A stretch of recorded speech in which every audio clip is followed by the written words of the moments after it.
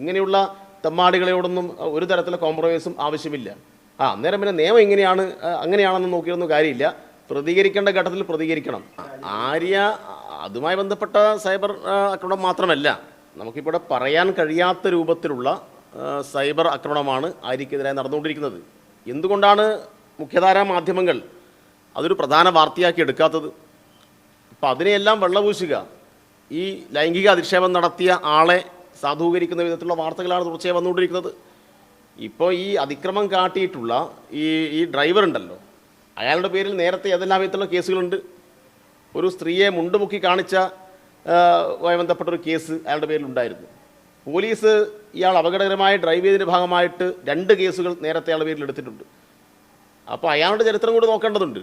അപ്പോൾ അപകടകരമായി ഇവരുടെ വാഹനത്തെ ഇടിച്ച് തെറിപ്പിക്കാൻ പോകുന്ന വിധത്തിൽ ഡ്രൈവ് ചെയ്തപ്പോഴാണ് ആര്യയുടെ ഭാഗത്ത് നിന്ന് ഇങ്ങനൊരു ചോദ്യം ചെയ്യലുണ്ടായത്. അങ്ങനെ ചോദ്യം ചെയ്തപ്പോഴാണ് ലൈംഗിക ചേഷ്ട കാണിച്ച് ഇവരെ അപമാനിച്ചത്. അപ്പോൾ സ്വാഭാവികമായിട്ടും ഉണ്ടാകുന്ന പ്രതികരണമാണ്. ഇങ്ങനെ ലൈംഗിക ചേഷ്ട കാണിക്കുന്ന ആളുകളെ എങ്ങനെയാണ് പൊതുസമൂഹം കൈകാര്യം ചെയ്യേണ്ടത്? അതിപ്പോൾ നിങ്ങളുടെ സഹപ്രവർത്തകരായിട്ടുള്ള വനിതാ മാധ്യമപ്രവർത്തകരോട് അങ്ങനെ കാണിച്ചാൽ നിങ്ങളുടെ പ്രതികരണം എന്തായിരിക്കും? ഇതെല്ലാം നമ്മുടെ നാട്ടിൽ നടക്കുന്ന സാധാരണ പ്രതികരണം മാത്രമാണ്. ഇങ്ങനെയുള്ള സാധാരണ പ്രതികരണത്തെ എത്രമാത്രം രാഷ്ട്രീയ ദുഷ്ടലാക്കോട് കൂടിയിട്ടാണ് പലരും ഉപയോഗപ്പെടുത്തുന്നത്. അതിന് ഒരുപറ്റം മാധ്യമങ്ങൾ കൂട്ടുവെക്കുകയാണ്. അതിൻ്റെ വസ്തുതകൾ ശരിയായ നിലയിൽ പുറത്തു കൊണ്ടുവരാനല്ല. ഇപ്പോൾ ആ ലൈംഗിക അധിക്ഷേപം നടത്തിയിട്ടുള്ള ആളെ ഒരു മഹാനായ ഒരാളായി ചിത്രീകരിക്കുകയാണ്. അയാളുടെ തുടർച്ചയായ ഇൻ്റർവ്യൂകളും മറ്റുകളൊക്കെ വന്നുകൊണ്ടിരിക്കുകയാണ്. ആര്യ വളരെ മോശപ്പെട്ട ഒരാളായി, അധികാരം ദുർവിനിയോഗം ചെയ്ത ഒരാളായിട്ട് ആര്യയെ ആ നിലയിൽ അവതരിപ്പിക്കുകയാണ്. എന്താണ് ഇതിൻ്റെ പിന്നിലുള്ള താല്പര്യം? ഇന്നിപ്പോൾ ഒരുപറ്റം യൂത്ത് കോൺഗ്രസ്സുകാർ അവിടെ തിരുവനന്തപുരത്ത് ബസ് തടഞ്ഞു നിർത്തിയിട്ട് ആര്യയുണ്ട് സൂക്ഷിക്കുക എന്ന പോസ്റ്റർ ബസ്സിൽ ഒട്ടിക്കുന്ന ചില വാർത്തകൾ കണ്ടു.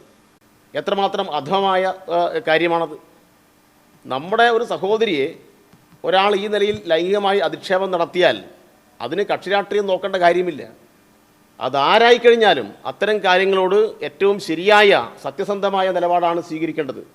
അതിന് പകരം ഇതിനകത്തൊക്കെ എങ്ങനെയാണ് രാഷ്ട്രീയമായി നേട്ടമുണ്ടാക്കാൻ വേണ്ടി കഴിയുക, അതിനെ അടിസ്ഥാനപ്പെടുത്തിയിട്ട് ഹീനമായ പ്രചരണമാണ് ഇവിടെ നടത്തിക്കൊണ്ടിരിക്കുന്നത്.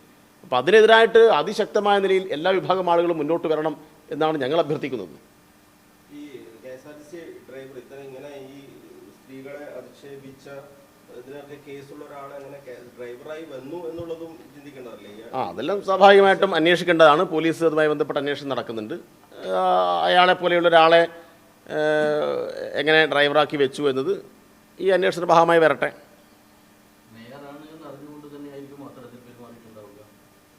ആയിരിക്കാം. അയാൾ അവിടെ നടത്തിയ ചില സംഭാഷണങ്ങൾ നിങ്ങൾ കേട്ടിട്ടുണ്ടല്ലോ. അപ്പോൾ ഇതൊക്കെ വളരെ നമുക്കൊരിക്കലും അംഗീകരിക്കാൻ കഴിയാത്ത കാര്യമാണ് അവിടെ നടന്നത്. പക്ഷെ അത്തരം കാര്യങ്ങൾ നടന്നിട്ട് ഇത് CPM-ൻ്റെ ആളാണ്, ഇടതുപക്ഷത്തിൻ്റെ ആളാണ്, എന്നാൽ പിന്നെ ഇതൊരു കിട്ടിയ അവസരമായി കണ്ട് അവരെ അങ്ങ് ഇല്ലാതാക്കി കളയാം എന്ന മനോഭാവത്തോടുകൂടിയാണ് ഒരുപറ്റം മാധ്യമങ്ങൾ ഉൾപ്പെടെ ഇതിനകത്ത് ഇടപെടുന്നത്. എന്താ ആര്യ അങ്ങനെ ചോദ്യം ചെയ്യാതെ എന്നാൽ പിന്നെ ഇതെല്ലാം കേട്ട് വീട്ടിലേക്ക് പോകണം എന്നാണോ? അങ്ങനെയാണോ നമ്മുടെ കുട്ടികളെ പഠിപ്പിക്കുന്നത്? അതിപ്പോൾ നമ്മുടെ സഹോദരിയാണെങ്കിലും തെരുവിൽ ഈ നിലയിൽ ആക്രമിക്കപ്പെട്ടാൽ, ഈ നിലയിൽ അധിക്ഷേപത്തിനിരയായാൽ ചോദ്യം ചെയ്യുന്ന നിലപാട് തന്നെ സ്വീകരിക്കണം. അത് മാധ്യമപ്രവർത്തകരായി കഴിഞ്ഞാൽ ആരായി കഴിഞ്ഞാലും ഇങ്ങനെയുള്ള തെമ്മാടികളോടൊന്നും ഒരു തരത്തിലുള്ള കോംപ്രമൈസും ആവശ്യമില്ല. അന്നേരം പിന്നെ നിയമം ഇങ്ങനെയാണ് അങ്ങനെയാണെന്ന് നോക്കിയൊന്നും കാര്യമില്ല. പ്രതികരിക്കേണ്ട ഘട്ടത്തിൽ പ്രതികരിക്കണം. അത് ആര്യ പ്രതികരിച്ചത് വളരെ ശരിയായ പ്രതികരണം തന്നെയാണ്.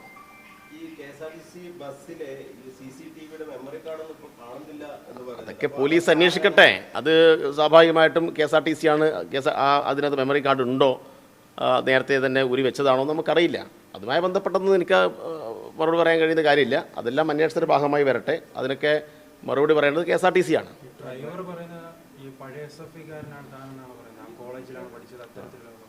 അല്ല, അയാളുടെ പശ്ചാത്തലമെല്ലാം നിങ്ങളുടെ മാധ്യമങ്ങളോട് ചോദിച്ചാൽ മനസ്സിലാവും. അയാളുടെ രാഷ്ട്രീയ പശ്ചാത്തലം എന്താണ് അയാളുടെ നാട്ടിൽ അന്വേഷിച്ചാൽ നിങ്ങൾക്ക് മനസ്സിലാവും. അയാൾ SFI ആയിട്ടും ബന്ധമില്ല, അയാൾ നാട്ടിൽ ഇടതുപക്ഷ പ്രസ്ഥാനമായിട്ടും ബന്ധമില്ല. അയാൾ നാട്ടിൽ ഇങ്ങനെയെല്ലാമുള്ള പല വിധത്തിലുള്ള കേസുകളിൽ പ്രതിയായിട്ടുള്ള ഒരാളാണ്. അയാളെക്കുറിച്ച് കൂടുതൽ നിങ്ങൾ മാധ്യമപ്രവർത്തകർ അന്വേഷിച്ചാൽ മതി.